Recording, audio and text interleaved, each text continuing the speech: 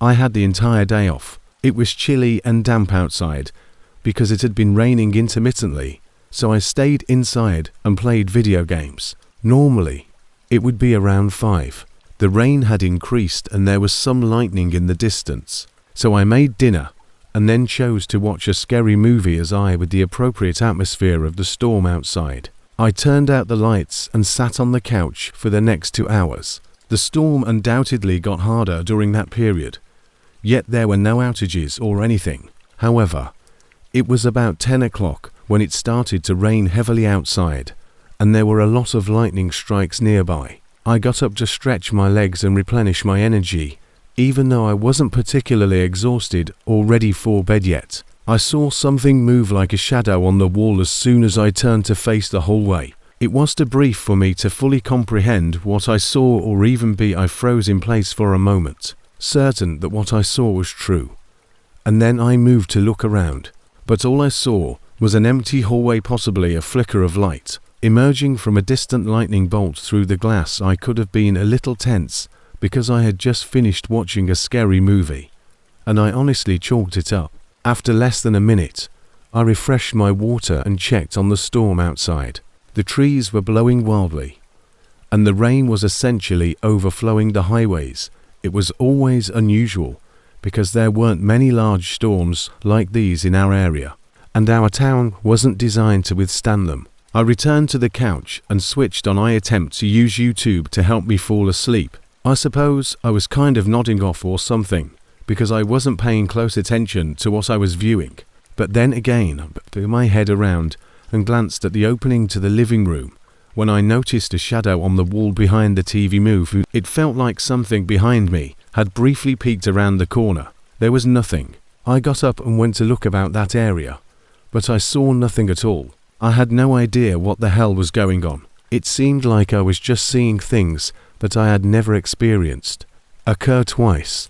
The first time, I was simply tired and didn't feel like it. I had assumed that the horror film and the storm outside would make for a relaxing evening, but this wasn't the case. Nevertheless, I still believed. I decided to go to bed after spending a further 15 minutes on the couch, since I had a slight suspicion that it wasn't nothing. After that, I switched off the TV and went upstairs. Even after all had happened, I wasn't exhausted, so I had a shower to unwind before going to bed. I was in the water for about 5 minutes, trying to calm down, when all of a sudden there was a loud, forceful thump that reverberated throughout the house. My entire body trembled as I turned off the water and hurriedly changed into my clothes. The house was suddenly completely silent. I moved cautiously into the hallway and then down the stairs, feeling as though my ears were ringing from the unsettling silence that followed the crash. Walked through the living room and then the kitchen, where the floor was covered in wood splinters and the back door was just hanging on from the top hinge. The 2 additional hinges beneath it appeared to have been torn from the wooden entryway. I hurried to my room, locked myself in the bathroom, and dialed 911 while I waited. Thought I was stuck inside my house with someone, but when the police showed up, we quickly discovered that wasn't the case, because the door wasn't torn off the hinges from the outside, but rather from the inside. It appeared as though someone had stormed out, throwing the door open so forcefully that it crashed back into the wall and tore the screws from the doorway. I don't know how long they were there or what they were doing in my house, but the shadows I saw that entire night were undoubtedly them inside my house, moving as soon as I looked at them. Home observing me, because it's quite odd that they damaged my door like as if they were. I'm annoyed, since I've never slept well in this home ever since. This was last winter. I can't remember the precise date, but I know that it snowed a lot throughout this week, and I seldom left the house as a result. I worked what is referred to as hybrid, so due of the snow. I spent the entire week at home working from a tiny workstation in my bedroom. My home was tiny, just 2 bedrooms on 1 story. This particular day, I made coffee, got to work, and essentially remained at my desk until 8 p.m. when I eventually woke up. It was windy and snowing outside. I made dinner, cleaned the home, and then walked outside to carry the garbage cans to the curb. Returning to the front door The snow on the left side of my house appeared odd to me because it was piled up everywhere else, but something had obviously tampered with it over there, since it was so close to my house. I was a little concerned when I went to take a closer look and saw that it was a line of shoe prints moving through the snow. Not only that, but I followed the prints all the way down the side of my house before there were abruptly none left at the end. It appeared as though they had moved around in this one location for a while, and it was right outside the window of my bedroom where I was working. This was really unsettling because it was cold, windy and snowing. So why was anyone out and about? First, I went up to my window. Fortunately, the blind was closed, but you could still see through the cracks because my desk was on the other side of the window. Being observing me, I went back inside and warmed up, hoping that I was just overanalyzing the situation. Since they were obviously no longer there, there was nothing to do. I carried on with my evening till I went to bed at approximately 11 o'clock.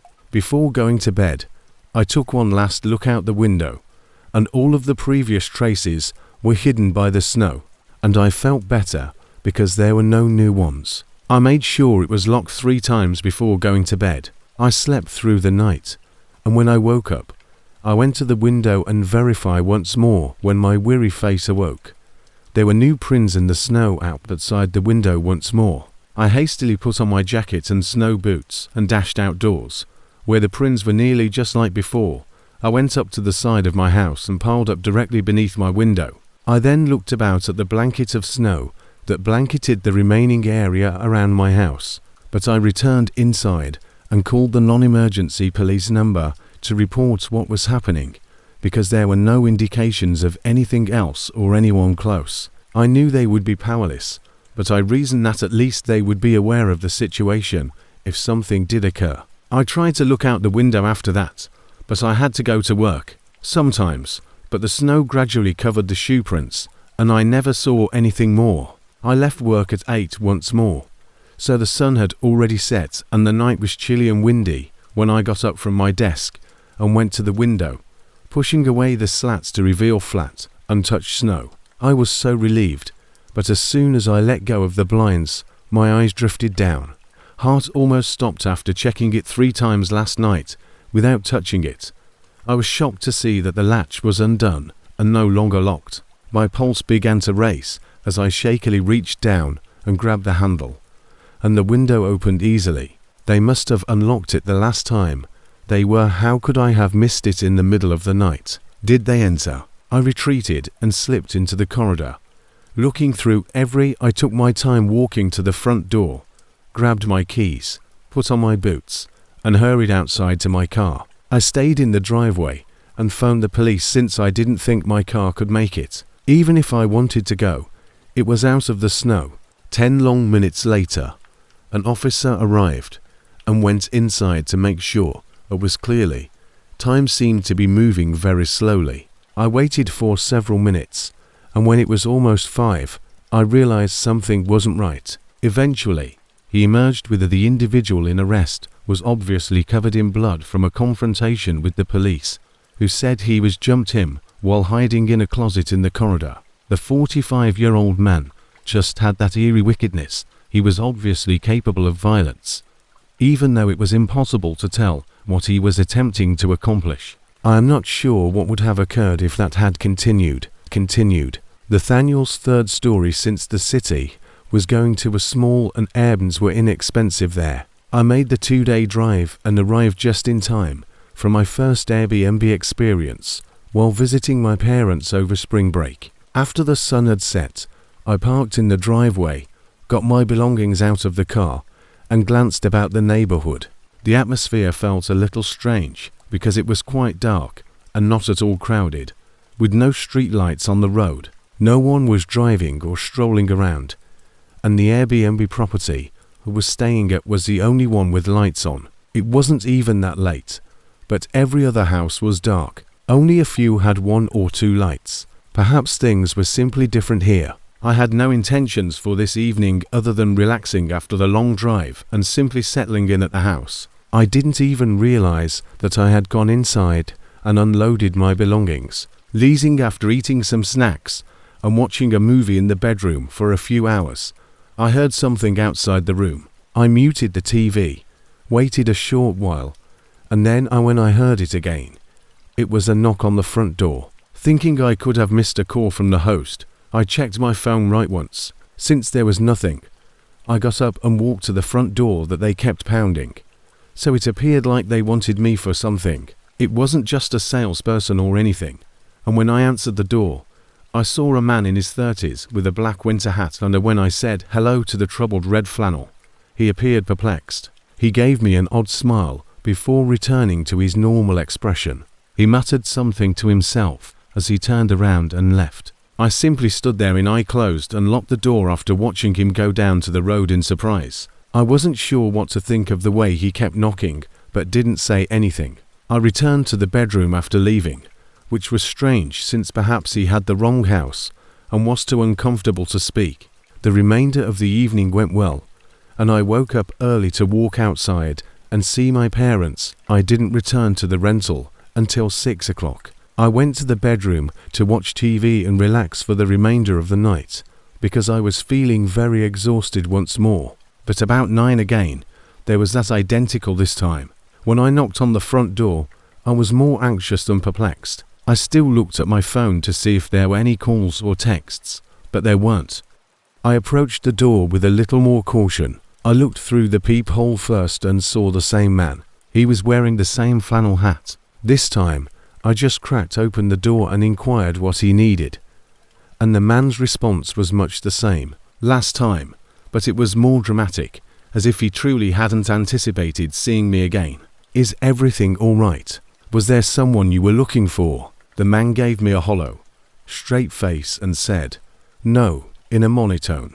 Turned and left once more. It was becoming unsettling, but I had no idea what the man was searching for or who he believed resided here. I returned to the bedroom, but I kept the hallway door open so I could hear better. Something about this was really weird, and I didn't enjoy it at all. After a few hours, it was late, so I turned out the lights and went to bed. When I woke up, the bedroom was completely dark, even though it was still peaceful in the middle of the night, and I had no idea why I had woken up. I sat up when I heard something outside, possibly a whisper, and then there was a loud, sharp knock on the front door. I got out of bed and went into the hallway. As I stealthily made my way down the hall, I saw something move past one of the windows on the way. The loud bangs against the door shook the entire house.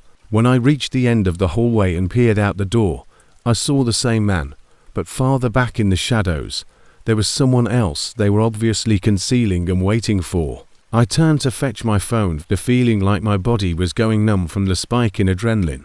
But as soon as I saw a man staring at me through the back window, I panicked and ran into the bedroom. As I contacted the police, I heard several footsteps rushing around the house, not just a couple, but perhaps a dozen men, and heard all of the windows and doors being moved and tried to get. Meanwhile, I listened to this gang of men surround the home and try to break in for several agonizing minutes before I heard sirens in the distance and all of the men vanished inside. Second, because it was an Airbnb, the police got in touch with the host, who appeared more irritated than worried. This was a little strange given what I had just gone through while sleeping at his house. They never discovered any further information after the years. So my best assumption is that someone else who had stayed at the Airbnb knew the man who arrived. They likely assumed he lived there, and when they received my response, they were perplexed. Whether they were insane, angry with the last person, or simply wanted to talk to him and believed I was hiding him or something. The host was undoubtedly a touch odd as well, so I wouldn't be shocked if the gang discovered that this address was in his name when they were with him. Regardless of his genuine motives, I suppose we'll never know.